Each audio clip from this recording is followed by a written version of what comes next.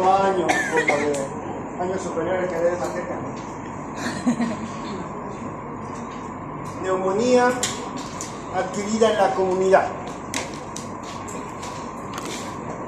Para enfocar la neumonía deben mirar solo a los pacientes que vienen de la casa a la consulta. Esa es la neumonía adquirida en la comunidad. Neumonía adquirida en la comunidad no significa que la adquirió en una comunidad. Significa que viene de la casa. Que tu paciente nunca estuvo en un hospital. No que nunca, por lo menos los 3 meses anteriores no estuvo en el hospital. Que no estuvo en hogares de ancianos. Que no estuvo en centros memoriales o lugares donde pueden haber bacterias. La neumonía en la comunidad se produce en el hogar. Es una patología exclusivamente del que viene de la casa. Por eso se llama neumonía adquirida en la comunidad. Esta neumonía se refiere a una infección aguda de parénquima pulmonar. No tiene que ver con el derrame, no tiene que ver con el mediastino, tiene que ver netamente con el tejido pulmonar. Y fue adquirida fuera del hospital. Una neumonía que está fuera del alcance de los hospitales. Es en el hogar. Y la otra parte de las neumonías se llaman neumonías nosocomiales. Y esas neumonías nosocomiales se refiere a infección del parénquima pulmonar adquirida en entornos hospitalarios, que abarca tanto la neumonía adquirida en el hospital como la neumonía asociada a respirador mecánico. O sea, tenemos 3 tipos de neumonía. Neumonía adquirida en la comunidad, neumonía adquirida en el hospital y neumonía adquirida a través del respirador mecánico, asociado a ventilación mecánica, que es la que yo sé manejar, la que se adquiere dentro del hospital en pacientes que son intubados. Esa es la especialidad por la cual yo manejo estos pacientes. Esta neumonía nosocomial que fue adquirida en el hospital se caracteriza por que el paciente al hospital no entró con neumonía, entró por una apendicitis, entró por una infección urinaria, entró por una operación de cálculos renales, entró por una operación de fractura de pie, y que su estancia en el hospital le causó esta infección nosocomial, ya pulmonar, ¿no? Por eso se llama neumonía adquirida en el hospital. Y el otro, neumonía adquirida por el respirador mecánico. La neumonía en el hospital, la característica es que se aparece 48 horas después del ingreso hospitalario. Esa es la característica principal. Después de 48 horas de haber entrado al hospital, empiezan los síntomas de esa neumonía adquirida en el hospital, ¿no? Y la ventilación, la neumonía por ventilación mecánica empieza 48 horas después de haber intubado a ese paciente. Si, por ejemplo, tú te sometes a una cirugía, pongámosle una hemicolectomía porque tienes chagas, le mandé la placa y alguien me contestó, es vólvulo, doctor, y otro me contestó, es miracolo, doctor. Supongamos que ese paciente hoy día ya le están haciendo la hemicolectomía porque esa paciente tiene chagas, los que fueron a la práctica saben, tiene enfermedad de chagas y ya le están sacando el colon y esa cirugía tarda más o menos 4 horas. Entonces, en el momento de intubar a esa paciente para someterla a una sedación y analgesia para la cirugía, pues debe ser un procedimiento limpio, donde uno tiene que tener guantes, tiene que tener gorro, tiene que tener barbijo, y el procedimiento debe ser sí o sí un procedimiento estéril y limpio. ¿Por qué? Porque puede haber broncoaspiración en el momento de la intubación. De ahí que te dicen que el paciente tiene que estar en ayunas para la cirugía, ¿verdad? Porque lo ponen en posición de cúbito dorsal, sin elevación, es recto. Y el paciente que se echa una hamburguesa de ocultas en la madrugada, porque los familiares son así, lamentablemente hay que decirlo, lo meten comida, algunos han metido comida para su familiar, les ponen en decúbito dorsal y ¡pum! Empiezan los eructos, las náuseas, y algunos se vomitan en pleno acto de intubación. Por eso los anestesiólogos son muy cautos en decir si cumplió el ayuno o no cumplió. Y tienen un checklist, ¿cumplió el ayuno de 6 horas? Sí. Hacen el checklist. Porque al momento de intubar, no puede haber ese reflujo que puede ser la probabilidad que contamine toda esta área de acá y haya la posibilidad de que ingrese alimento hacia la vía aérea. Y eso va a provocar una neumonitis química, posteriormente una neumonía por broncoaspiración, y se va a convertir 48 horas después en una neumonía asociada a ventilación mecánica, porque lo intubaron y se vomitó. Entonces, mucho ojo con estos pacientes. Ahora, existe también la posibilidad de la manipulación del paciente. Ustedes son médicos, ustedes entenderán que les pregunté el primer paciente, no digo que pero les comenté sobre Sablice. No. La Organización Mundial de la Salud. No. La Organización Mundial de la Salud, sí les comenté, pero se han olvidado. Creó 5 pasos de lavado de manos, 5 momentos. ¿No? Fue el año pasado. 5 momentos para lavar la mano. Gracias a esta estrategia, se llama Sablice Salvando Vidas por lavado de manos, logró disminuir la mortalidad de los pacientes, estas infecciones. Y lo aplicaron en Europa y tuvo mucho beneficio para los pacientes. Ya no habían infecciones cruzadas. Fue muy buena la estrategia. En Bolivia no conocen esa estrategia. Sí hay carteles de las ONGs. Van a ver un cartel, 5 pasos de lavado de manos. Y ahí encima una ONG ahí que apoya esa medida, pero el gobierno no la implementa. Entonces, ¿debe lavar la mano cuándo? Dice la norma, la OMS. ¿Cuándo uno se debe lavar la mano? Se debe lavar la mano antes de tocar al paciente. Cuando ustedes lleguen a su consultorio, lo primero que tienen que hacer es lavarse la mano. Se lavan la mano bien y revisan su paciente. Cuando terminan de revisar su paciente, otra vez van y se lavan la mano. ¿Entienden? Cuando van y miran al paciente y se acercan y miran su sábana, miran cómo está ahí, se acercan al entorno del paciente, que es el monitor, la cama, ¿no? Si ya estuvieron en contacto con el entorno del paciente, deben lavarse la mano, aunque no lo hayan tocado. Cuando tocas material estéril, material contaminado, deben lavarse la mano. Todos. Y cuando termina la atención, uno cuando ha estado con material estéril, cuando estuvo en contacto con fluidos corporales, como la orina del paciente, como los drenajes, los fluidos, uno debe lavarse la mano. Son los 5 momentos que una persona debe, y está con evidencia 1A de que esa medida disminuye la infección cruzada de los pacientes. ¿Es un avión? ¿Lluvia? Sí. ¿Se va a inundar Santa Cruz otra vez? Sí. Entonces, los que están pasando los QR a sus compañeros que no vinieron, ya puse la hora de límite. Que podían registrarse. O sea, los que ahorita se están anotando, no ya vale. Son los que están en su casa mirando tele.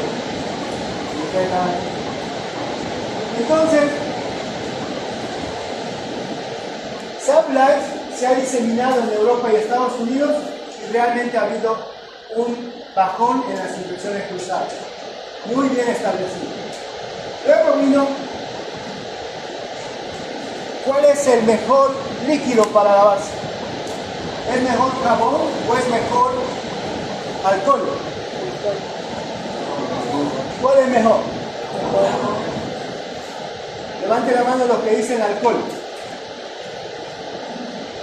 Ya. Levante la mano los que dicen jabón. Bien. Ok. ¿Alguien tiene alguna justificación por qué es mejor jabón que alcohol?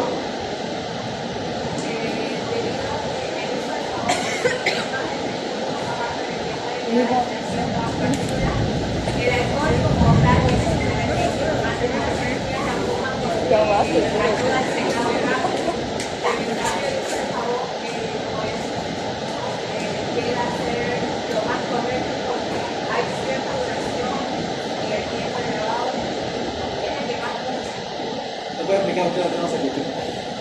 Pero estás aquí adelante. Igual se explica. Después de los cinco momentos de lavado de manos, se preguntaron cuál es mejor, el jabón o el alcohol. Yo le pregunté cuál es de ustedes mejor. La mayoría dice jabón. Le pregunté, ¿tienen algún motivo especial por qué el jabón es mejor que el alcohol?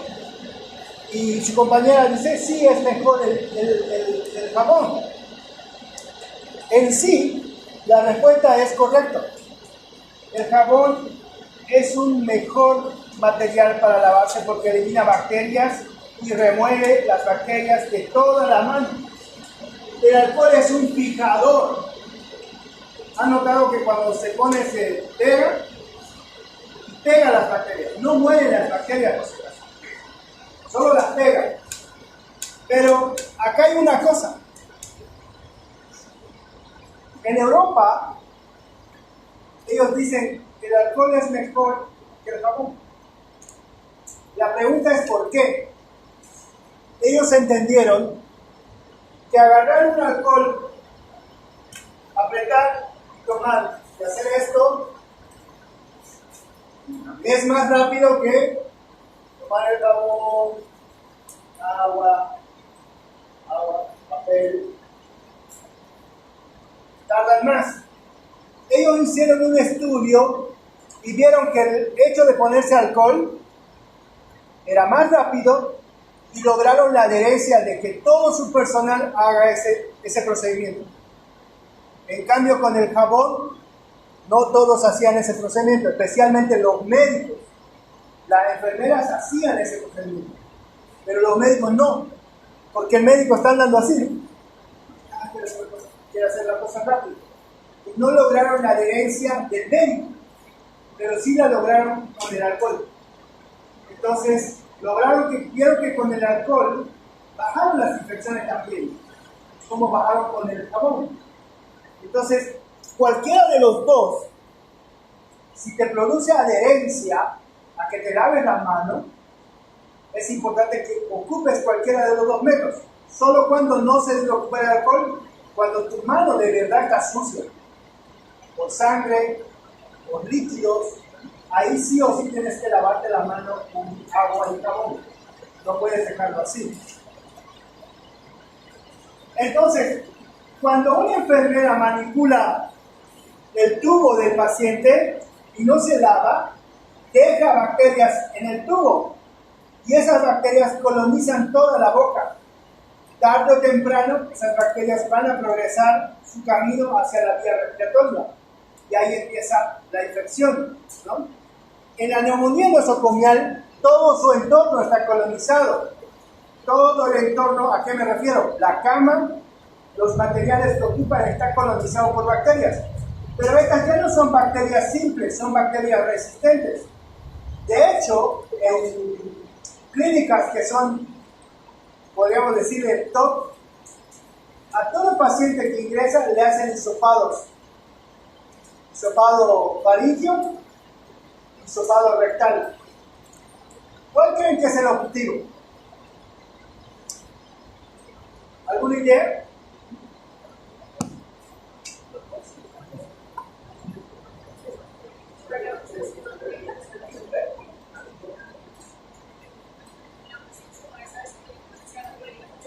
¿Cuál es la pregunta, doctor?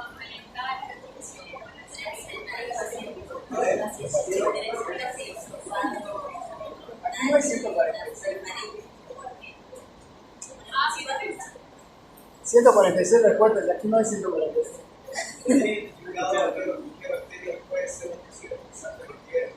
Eso, ¿no?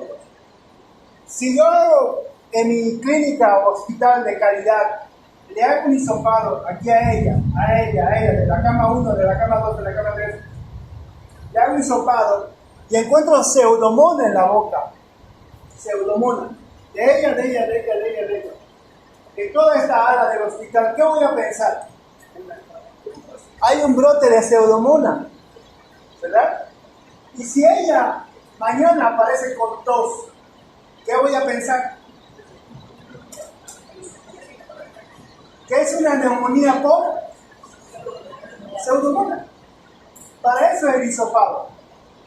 Ahora, en algunos pacientes también hacen hisopado rectal, porque si en el hisopado rectal sale una E. coli, una Escherichia coli B, que sale en ese paciente E. coli B, y mañana está con diarrea, está con fiebre, mal, seguramente hay una E. coli B. ¿Y qué voy a hacer yo? Voy a decir, es una gastroenteritis por Escherichia coli tipo B.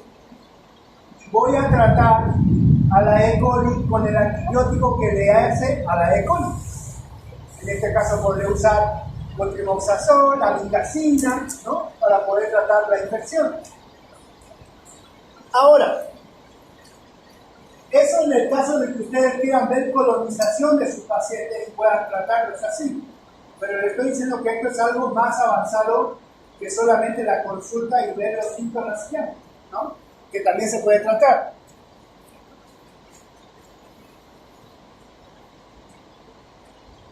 Factores de riesgo. Edad avanzada, comorbilidades crónicas, infección viral en las vías respiratorias, protección deteriorada de las vías respiratorias, fumar o consumir alcohol en exceso y otros factores de estilo de vida. Miren que esto es del Up to Date, lo saqué hoy día del Up to Date, y esto no estaba antes. Infecciones virales. ¿Qué quiere decir infección viral? Como factor de riesgo para neumonía de la comunidad.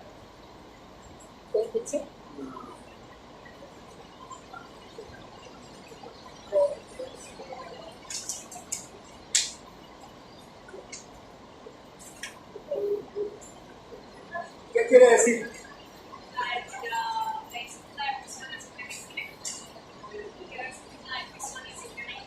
Ya, puede ser. Con infección. Esa ayuda, ¿no? Voy a traer un balance.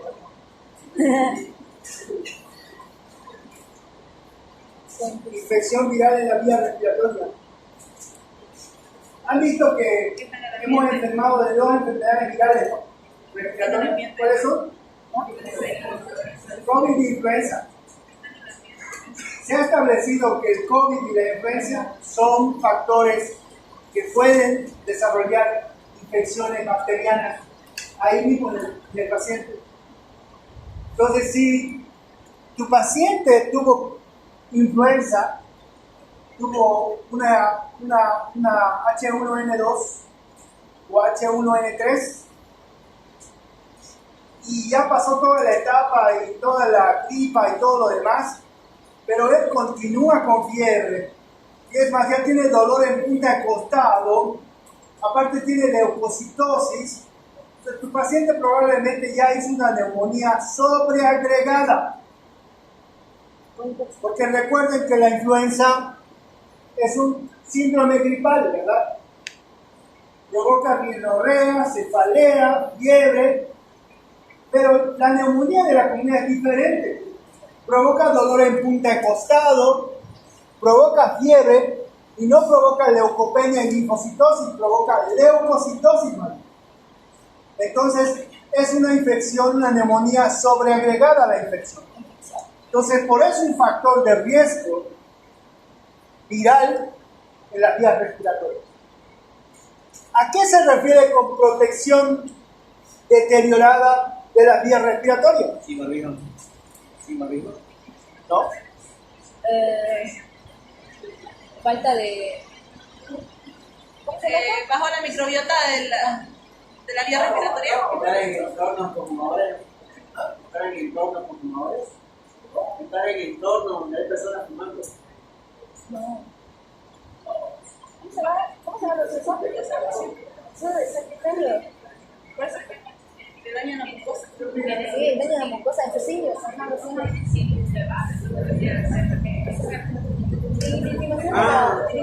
mucosa puede ser igual porque la mucosa no de mucosa. Pero dice, y protección deteriorada. La mucosa es protección. ¿Una protección, doctor? ¿Una protección? No.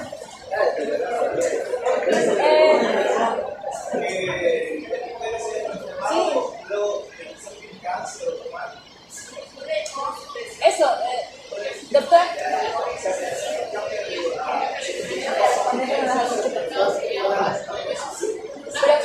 Doctor, no. Su barrera protectora de la vía respiratoria está, o sea, los cilios, la mucosa.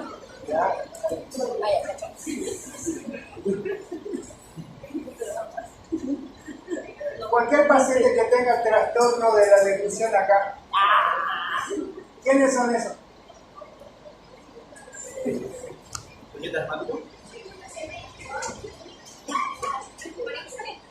Pacientes con ACV, con trastornos neurológicos. Un paciente que está echado en la cama, en coma, ¿él puede deglutir bien? No puede deglutir bien. Su sistema de protección está deteriorado. Entonces, la causa de muerte de los pacientes con ACV no es el ACV, es una neumonía que lo ha fundido al paciente. Pues tiene un trastorno de deglución que no permite que pueda proteger la vía aérea.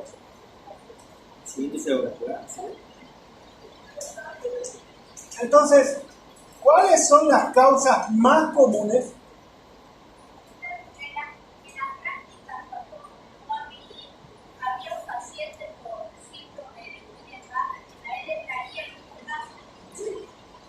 Seguro que sí. Porque hay un trastorno neurodegenerativo que evita que el paciente pueda tener su sistema de defensa activo.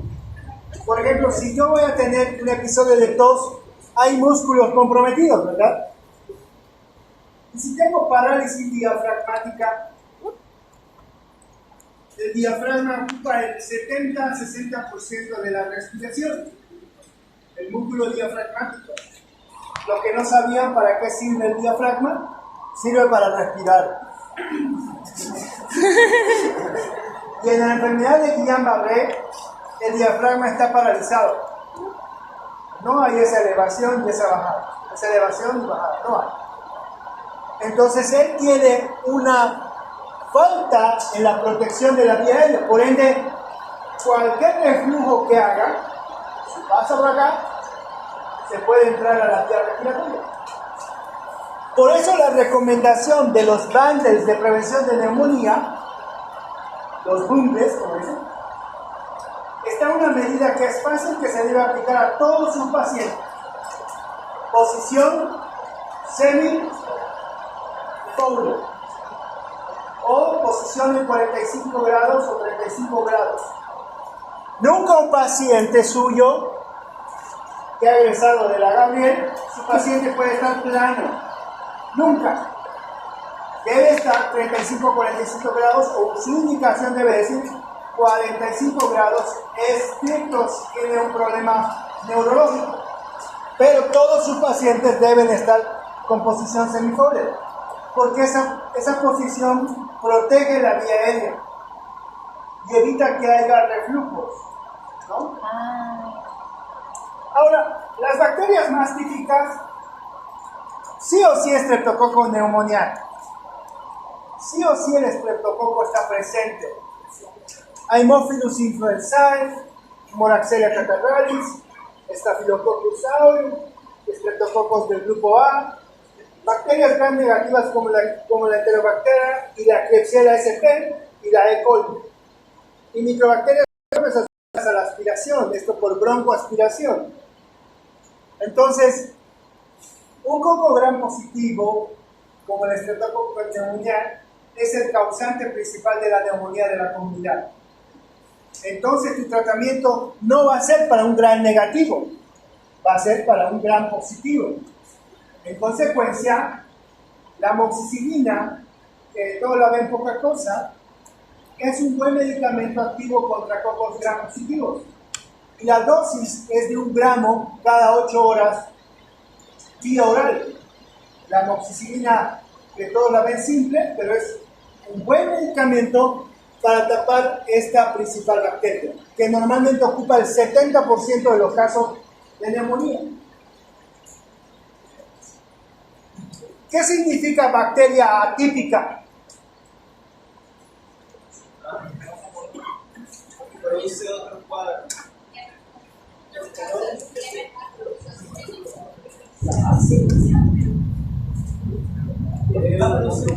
Va a producir una neumonía típica. No va a tener, por ejemplo, dolor de costado, dolor de respiración, fiebre.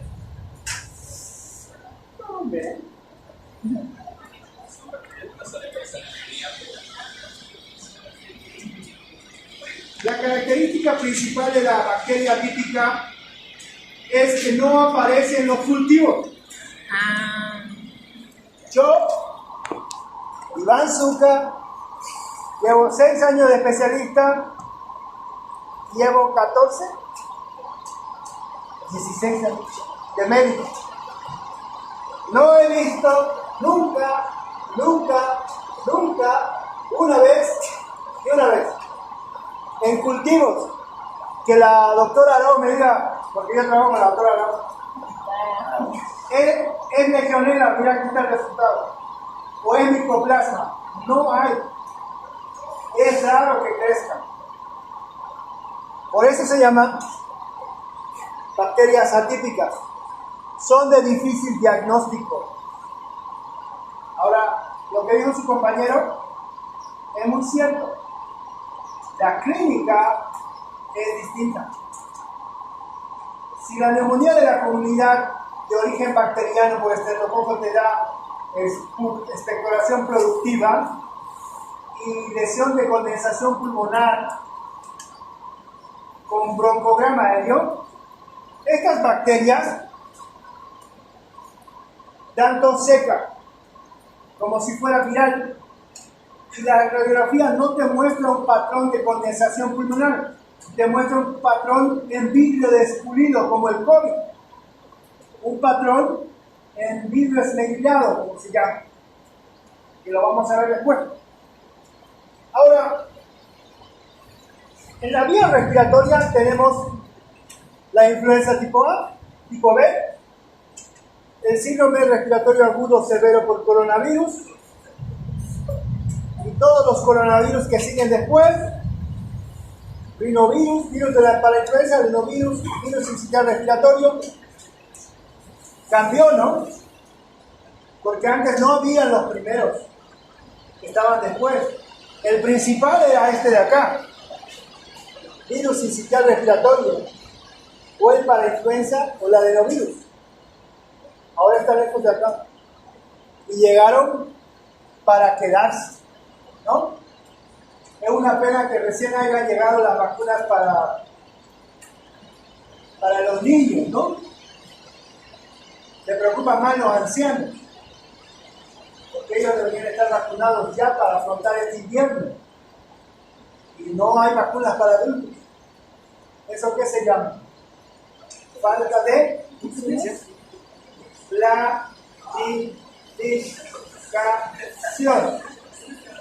¿No? Ya deberían estar las vacunas para los adultos, ¿no? Y no están. Tal vez era culpa del gobierno, culpa del dólar, ¿no? Pero estas cosas son vitales porque nuestra población va a enfermar este invierno. ¿Por qué enferman en invierno? ¿Por qué? Hacinamiento, ¿no?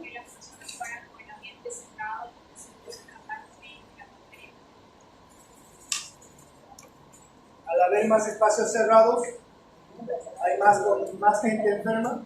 Solo basta que uno esté enfermo, ¿no? El diagnóstico se realiza en base a síntomas y signos compatibles con evidencia de un nuevo infiltrado en un estudio de imagen. Entonces nosotros tenemos la hermosa radiografía que nos muestra una lesión de consolidación en lóbulo medio. Es una belleza, y antes me decía mi docente que tengo que sacar una de lateral sí o sí para que se vea mejor, ¿no? Y me decían, mira el broncograma aéreo, me decían, ¿cuál será? Y hasta hoy no sé cuál es.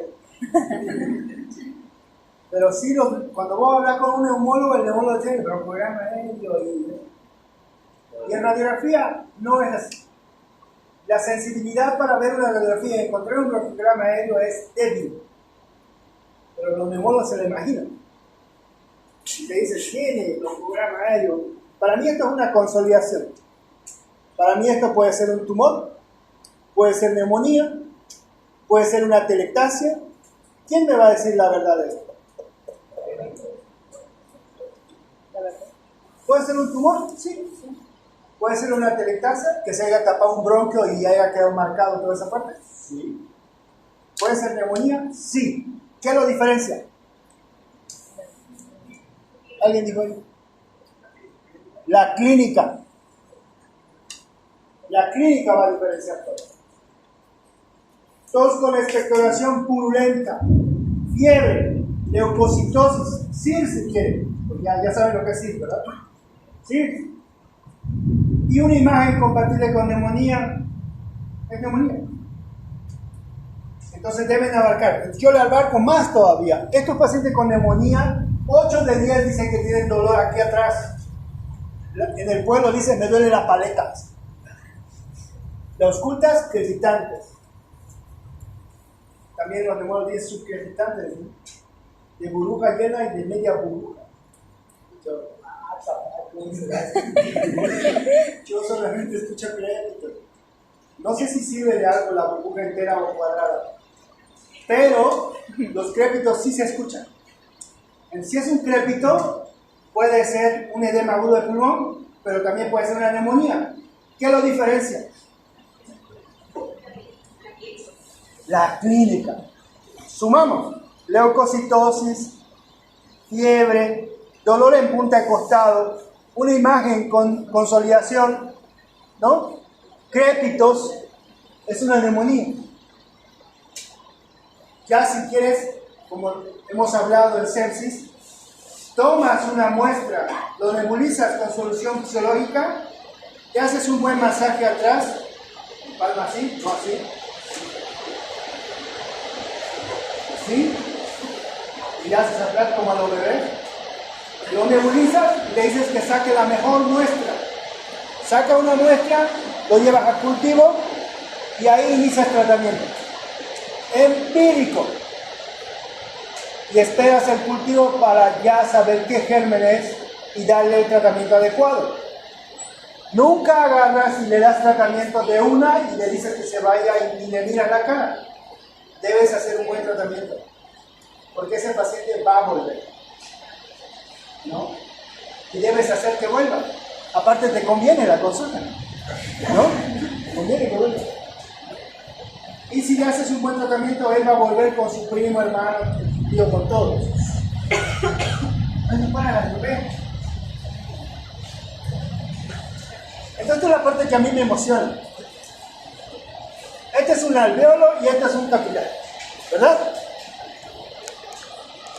La historia dice que la bacteria ingresa por la vía aérea, pasa todos los mecanismos de defensa y al final cae el alveolo. Un estreptococo neumonía acá. En su segunda fase, el estreptococo se multiplica, hace una replicación. Depende del microbioma ahora. ¿Han escuchado del microbioma? Van a leer, está de moda. Y yo ya estoy empezando a creer por toda la evidencia que empieza a salir. Todo depende del microbioma, porque les cuento una cosa. En los alveolos habían nacido ya bacterias que están ahí. Y en los libros lo dicen. Cuando vean una bronquiectasia en un libro, a ver, vean sobre bronquiectasias, tienen pseudomonas, pero no están activos, están ahí nadando.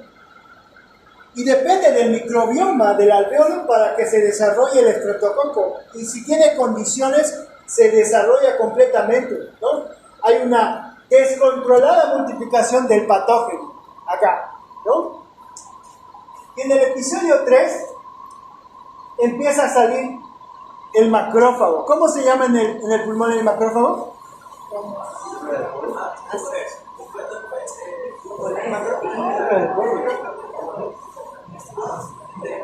Ayer han llevado fisiología, histología. ¿Ah?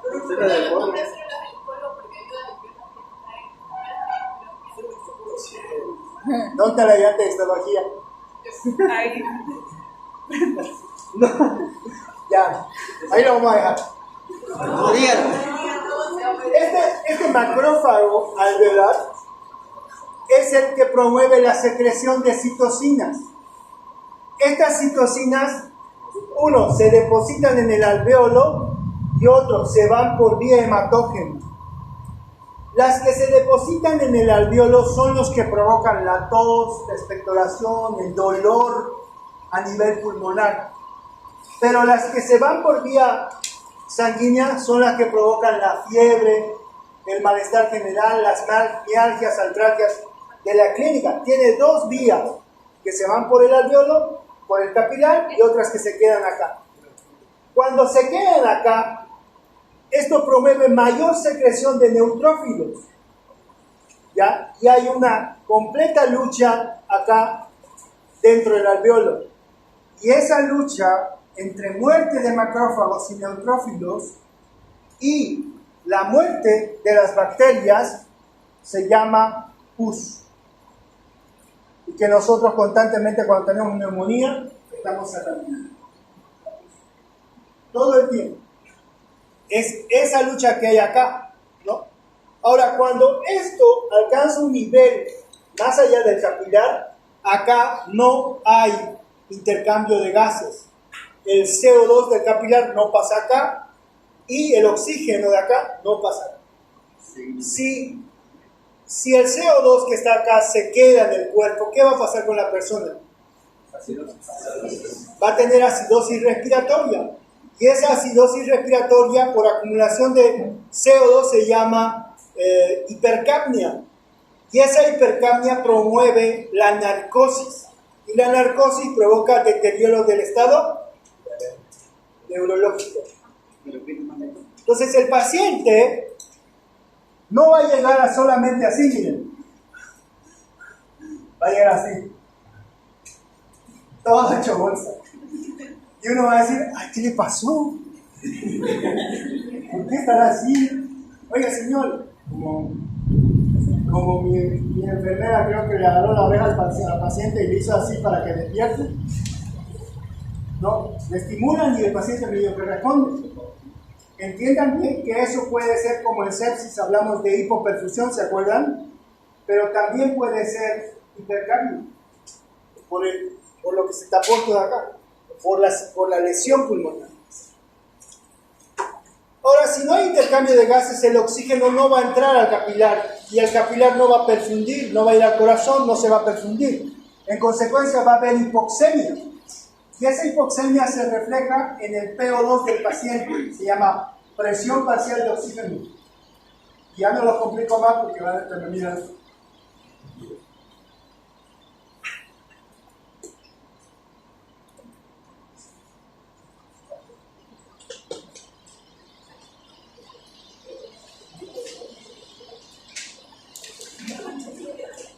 El destino no tenemos que... Bueno, Ahí gana la televisión.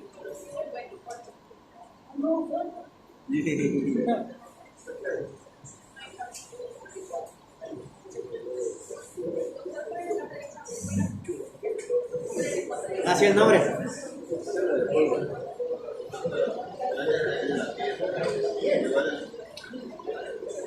Más fuerte. Puede ser pregunta de examen. entonces, como había citocinas que van por parte de la parte de la circulación, provocan una inflamación de origen sistémico y también inflamatorio del lugar, ¿no?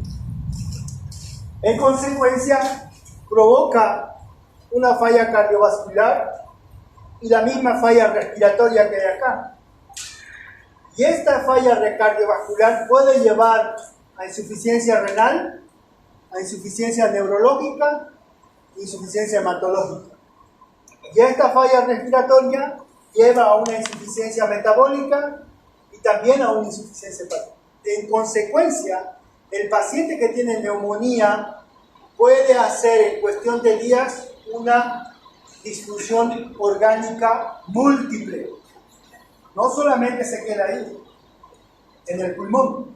Ahora, lo ideal es que tú diagnosticas un paciente con neumonía y puedas tratar a ese paciente con neumonía y que no progrese más allá. Ejemplo, paciente con neumonía por COVID-19. Entonces, el paciente con neumonía por COVID-19 tiene fiebre, tiene leucopenia, tiene linfocitosis, tiene una placa que muestra vídeo de escurrido. Tus pruebas van a ser COVID-19, influenza, un cultivo de secreción bronquial y van a poder ver cuál sale. Y si sale COVID positivo, ya tienes el diagnóstico. La clínica va a ser el laboratorio. Pero antes de que tú esperes el resultado del laboratorio, tienes que haber iniciado un medicamento, que es el medicamento que funciona los primeros 5 días de la evolución. ¿Cuál es el medicamento para COVID?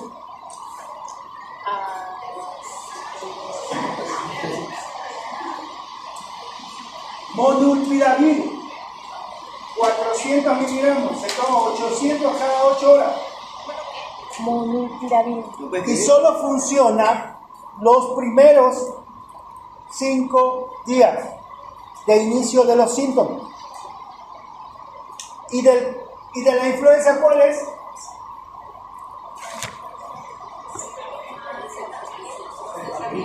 Oseltamivir,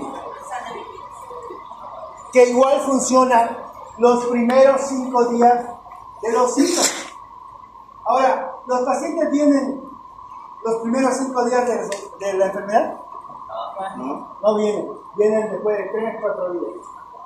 Cuando tú te das cuenta de lo que pasó, porque tiene tal vez factor de que el otro miembro de la casa estaba con COVID, o un familiar estaba con influenza en la casa, y tiene los síntomas todos, vos establecer, tú eres hasta ahora COVID, ¿no? Y le das molnupiravir, le haces el cultivo, le haces los laboratorios. El tratamiento que hizo que los pacientes con COVID no vayan a terapia intensiva todos como el 2020, que salvó a todos, ¿cuál es? Porque ustedes saben por qué se paró la pandemia. ¿Saben o no? Les voy a contar. Cuando yo era residente, ya había egresado, yo egresé y pum, vino la pandemia. Declararon, me acuerdo, pandemia, yo miraba ahí, ¿será que vamos a morir todos? Y llegó a esta parte del mundo con la señora que todo el mundo le hizo quilombo, ¿no era la señora? ¿Se acuerdan? Bueno, hasta ahí todo estaba bien, pero empezaron a caer los primeros pacientes. Y yo veía cómo caían. Los primeros que caían eran policías. Y porque estaban todo el tiempo en contacto con la gente, ¿no? Después profesores, después mucha gente que enfermó y murió, ¿no? Lo que sacó ese día la FDA y la ITSA era que la Kaletra era el tratamiento para COVID, lograba disminuir la carga viral. Kaletra es el tratamiento para VIH, ¿no? Y justo yo caí en COVID también, me enfermé yo y me fui a terapia intensiva, ahora me pongo mi máscara de mí. ¿Será que voy a vivir o voy a morir? Y tomé Kaletra.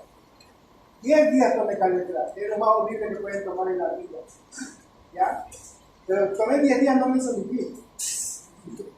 Después dice un nuevo estudio que saca Estados Unidos a través de la Journal, dice Kaletra no funciona.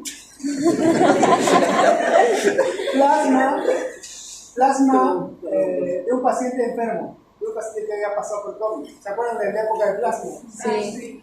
Me trajeron mi plasma en helicóptero del Beni, ¿no? El que salía en todas las noticias, el primer intensivista caído. Y me trajeron mi plasma desde el Beni. Yo tengo sangre veniana, me transfundieron, incluso querían filmar cómo me transfundían. Entonces yo dije, no, ¿cómo van a entrar aquí? Yo estoy aquí todo mal. Y me transfundieron. Y en mi red yo tengo mi foto de mi suegro allá.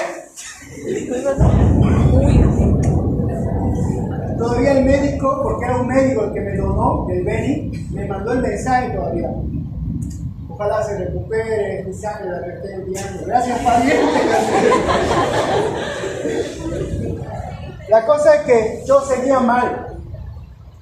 Y todos los que recibían plasma, algunos mejoraban, algunos no. La prensa hacía que el plasma era la solución. La gente empezó a vender su plasma hasta por $3,000, ¿no? Era una pena. Y después vino el Remdesivir, un tratamiento para cáncer. Y después ¿cómo se llama esto? El tocilizumab, un inmunomodulador. De todos ellos, el único que funciona es el Remdesivir, pero poco. Y después la Organización Mundial de la Salud dijo, estamos haciendo un estudio grande que se llama el Recovery, que está tomando terapias intensivas de hospitales de todo el mundo para saber qué tratamiento es el mejor. Y ahí en el Recovery sale una noticia, así con letra roja, clasificado. En la Journal, en el PubMed, se publica, ¡pum! Sale. Y nosotros leemos porque todos los días lo estamos actualizando y sale. Dexametasona, 6 miligramos por día por 10 días. Fue la solución. Un medicamento que vale 2 pesos, ¿no? Que viene de 4 miligramos, la bolita, que se utiliza en pacientes con inmunodepresión, que tienen enfermedades inflamatorias. ¿Durante cuántos días? Entonces, la dexametasona cambió todo el paradigma del tratamiento para el COVID. Evitó que los pacientes de estar enfermos vayan a intubación, ¿no? Y mejoraron los pacientes. Ahora ya no se intuba pacientes. Se intuba el que no se vacunó. El cuento de la vacuna viene después todavía. Probaron varias vacunas. A mí cuando me indican la metilprednisolona, que es pariente amigo de la dexametasona, yo ahí fue donde yo sentí alivio. Porque me pusieron a la 1 de la mañana la metilprednisolona y desperté y dije, caramba, algo pasó. Y la siguiente día mi siguiente dosis, y mi siguiente día mi tercera dosis, porque eran 3 dosis. Después me dejaron con dexametasona por 10 días. Y yo le eché 5 días más de dexametasona. Me fui a mi casa y me la cachetó así. ¿Qué pasa? Estoy gordo. Y es porque la dexametasona provoca Cushing, el corticoide. Entonces, pero zafé. Y muchos salvaron así.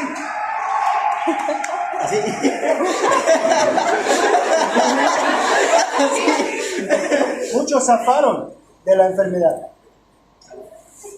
Entonces, hoy en día están tratando de ver si los corticoides como la dexametasona funcionan en todas las neumonías. Porque esta neumonía es de origen viral, ¿verdad? No sabemos si funciona para las bacterianas, porque si no sería parte del tratamiento, ¿verdad? No sabemos si sirve para las parasitarias o para hongos, que las neumonías por hongos, como la cándida, como el aspergillus, son neumonías muy graves. ¿De qué muere un paciente con SIDA? O sea, que tiene VIH, que tiene SIDA. Con infecciones. No muere por el SIDA, muere por las complicaciones. Y dentro de las complicaciones están las neumonías. Y las neumonías por hongo es una de las causas. Una neumonía por hongo en un paciente con VIH-Sida pues lo mata en un segundo. No aguanta.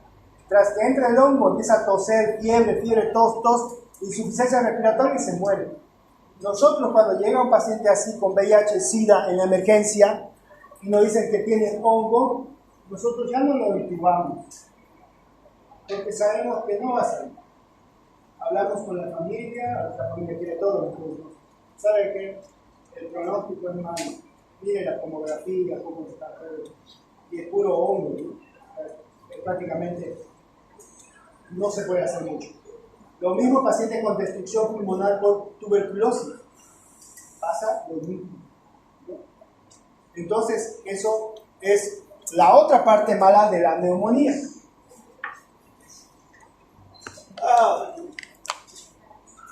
Entonces, esto habla acerca de los síntomas, ¿no? De la neumonía, que ya les hablé hace ratito. Entonces, hay criterios que vamos a ver ahorita Esto es lo mismo de las bacterias más frecuentes. Y acá quiero llegar. Entonces, vía inhalatoria, colonización, diseminación hematógena y continuidad. ¿Cuáles son los mecanismos que nos protegen ante una neumonía?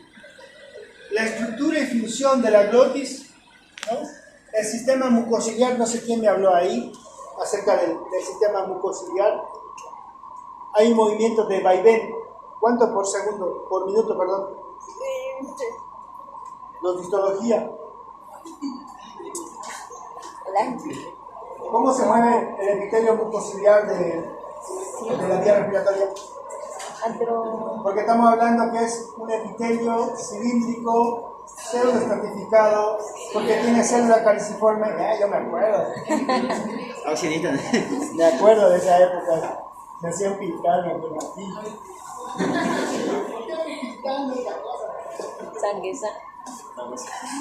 Entonces, ese movimiento de vaivén es 500 veces por minuto. Nosotros no nos damos cuenta, pero todo el tiempo está saliendo. ¿Qué hacemos con las secreciones que está saliendo? La mayor parte de ustedes se la tragan. Y una pequeña parte la escupen en la calle. No escupan. Si quieren ¿cómo se llama? ¿Kleenex? Lo ponen en una bolsita y a su mochila y en su casa lo... Pero hay unos que escupen por todos lados, ya es una vergüenza. Si usted va a ser médico, entonces usted debe comportarse como un médico, ¿no? El otro día en mi clase, no voy a decir qué día, pero llegó un alumno así. Pero vas a hablar con un paciente y no te vas a creer que eres médico. Anda, peinátelo. Y puede ser peinado. Pero así, todo peludo, ¿eh? La manera de peinarse. Pero ¿saben por qué lo hago? Porque en la residencia va a ser peor. Va a ser peor. En la residencia los lunes se rapan con corbata. Si no estás peinado limpio, dependiendo de qué es, pero eso es el más bueno de la terapia. Te botan. Bueno, vaya a peinarse, vaya a bañarse. Vaya. Y los de neurocirugía son los peores porque ellos viven ahí en el hospital. Ellos me dan pena. Entonces, este movimiento, y aquí quiero acabar la idea con que está descubierto que los pacientes diabéticos, este movimiento de vaivén lo tienen débil. Allá ustedes dirán, ¿por qué los diabéticos? Porque son inmunodeprimidos. Eso es como decir el cielo es azul. Eso ya lo sabemos. Pero ¿qué es lo que afecta que hagan a neumonía a los pacientes diabéticos? Este movimiento lo tienen disminuido. No sabemos por qué. Eso son temas que vamos a ir aprendiendo de a poco en el momento que vamos a ser médicos, porque ustedes no dejan de estudiar, van a seguir estudiando tras que terminen y tienen que saber por qué ocurren las cosas.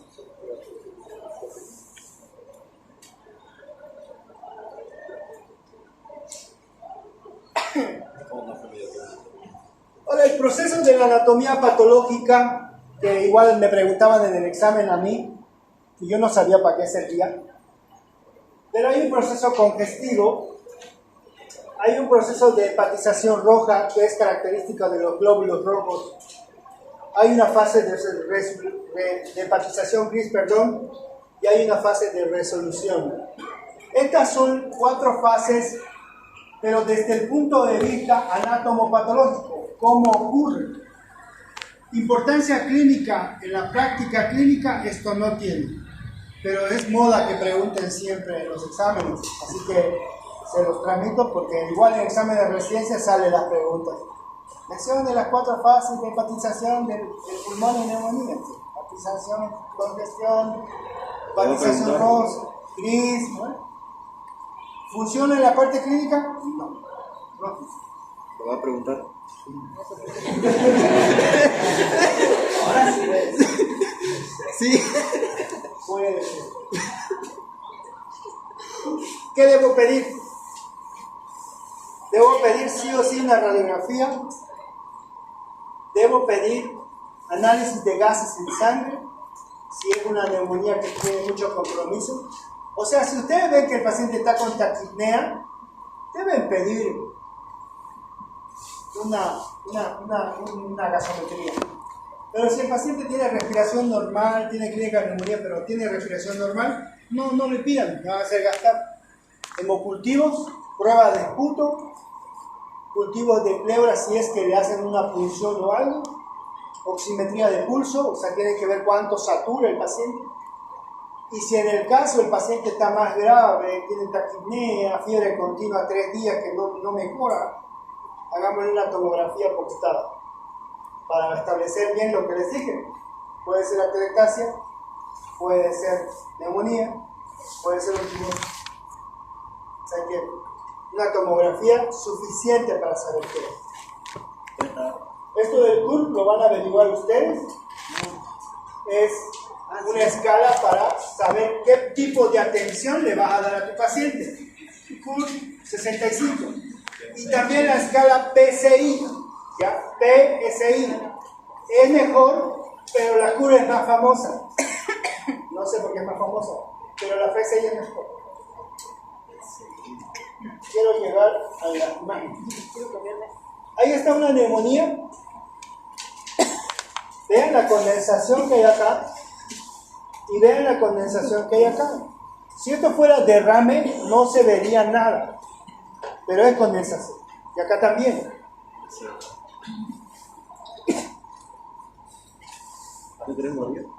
No. Vean esta condensación acá.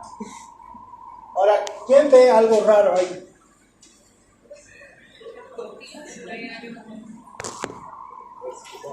¿Ven algo raro? Su clavícula está dislocada. Y ¿Qué ven? Esta parte de acá, dicen, ¿no? sí, y no. Estos son clips metálicos. Ah, locura. Cada costilla con su clip. Esta es fractura costal. Ahora, ¿por qué les muestro esto? Porque los pacientes politrauma hacen contusión pulmonar. ¿Cuál es el mecanismo que hacen contusión pulmonar? Las costillas son así, bien bonitas, ¿no? Llega el golpe de la moto, el que se quiere capo, ¿no? Cae el hueco. Y se cae en el asfalto, golpea la costilla y la costilla se rompe. Y en el momento que se rompe, pincha el pulmón. Hace esto. Le pincha y sale. Hace neumotórax, hace enfisema, hace toda la lesión que quieran, pero ya lo lastimó el pulmón. Tras que le hacen la contusión pulmonar, el pulmón sangra ese rato. Y cuando se murió mi compa. Y cuando el pulmón sangra, se queda ahí. Todos se preocupan del trauma de cráneo, ¿verdad? El neuro se preocupa, tiene fracturas de cráneo, vamos a entrar al quirófano, le operan, le sacan el hematoma y ya. Cuando vuelve, el paciente hace fiebre, desatura, le colocan tubo de tórax porque está con neumotórax, ¿no?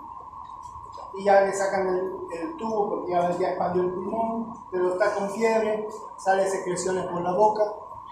Esa sangre de la contusión pulmonar se pudre. Toda sangre es caldo de cultivo para bacterias. De hecho, los de la hogar donde sembramos bacterias son de sangre. Entonces, toda esa contusión se llena de sangre, se pudre y hace una neumonía. Eso se llama neumonía por contusión pulmonar. Entonces, por eso les subí esa imagen. Desapareció. Ahora, los pacientes que tienen COVID hacen lesión por vidrio despulido y las lesiones son periféricas, no son centrales. Cuando me vaya, llegue a mi casa, antes de tomar el tecito, le voy a mandar la imagen de una neumonía por COVID de origen viral con SARS-CoV-2, hace lesión periférica. Y me acuerdo en la clínica, porque atendía pacientes a domicilio, nunca malvado, los pacientes decían, doctor, me duele toda tránsito. Y veo, si yo hice un estudio con un amigo, neumólogo, agarramos 100 tomografías, las 100 tenían lesiones posteriores, o sea, eran acá, cerca de la columna. Y los pacientes Y después vino el tema del prono, ¿se acuerdan? A todos los pacientes los ponían boca abajo. ¿Para qué era eso? Si vos tenés un paciente con COVID, hace lesiones posteriores, ¿para qué le vas a poner boca abajo? Pregúntame. No, ¿verdad? ¿Qué pasa?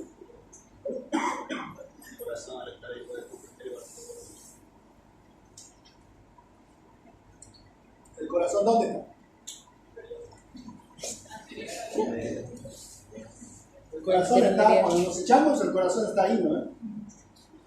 El corazón ejerce una presión al pulmón, ¿no? Ese es uno de los motivos por el cual a los pacientes se les pone prono. Al estar así, ya el corazón ya no ejerce una presión al pulmón, el pulmón está más libre. Como dice su compañero, expande el pulmón. Pero ese no es el único objetivo. Todas esas secreciones posteriores de la neumonía drenan por gravedad. Al estar en esta posición, las secreciones drenan. Y su paciente va a empezar a toser. Y ya va a empezar a sacar esas secreciones. Y en consecuencia, su oxigenación va a mejorar. Esa fue una estrategia muy acertada de poner a los pacientes con boca abajo. Y les quiero contar qué pasó con el gobernador del Beni. ¿Quién es del Beni acá? ¿Quién es el gobernador del Beni? ¿No sabe quién es su gobernador? Es un odontólogo. El doctor... Es un odontólogo. Así con su cadena. En la época de la pandemia, ese odontólogo agarró un grupo de odontólogos médicos igual y empezó en el Beni ir casa por casa. Le hacía a los pacientes enfermos un masaje con sal y le daba su cóctel de medicamentos. ¿Qué contenía el medicamento? Aspirina, ibuprofeno, prednisona, 20 miligramos y un medicamento más que no recuerdo. Así le regalaba, casa por casa. Lo que me llamó la atención a mí y a muchos médicos era que los pacientes empezaron a mejorar y lo hicieron famoso a nivel Bolivia. Daba charlas, medias raras sus charlas, porque yo las escuché, Ni él mismo explicaba por qué todo lo que le daba mejoraba a los pacientes. Pero gracias a esa actitud, él ahora es gobernador de Delhi. Lo eligieron todos, ganó con todos. Pero, ¿qué pasó? La previsión. La previsión. ¿Qué es la previsión? Ustedes que este año son farmacológicos. Es un antiinflamatorio de los corticoides. Primo hermano de la dexametasona, prednisona, dexametasona, betametasona, metilprednisolona y de la que yo uso, la hidrocortisona. Todos son hermanos amigos. Se le daba el corticoide a los pacientes y sanaban, se mejoraban y lo nombraron gobernador.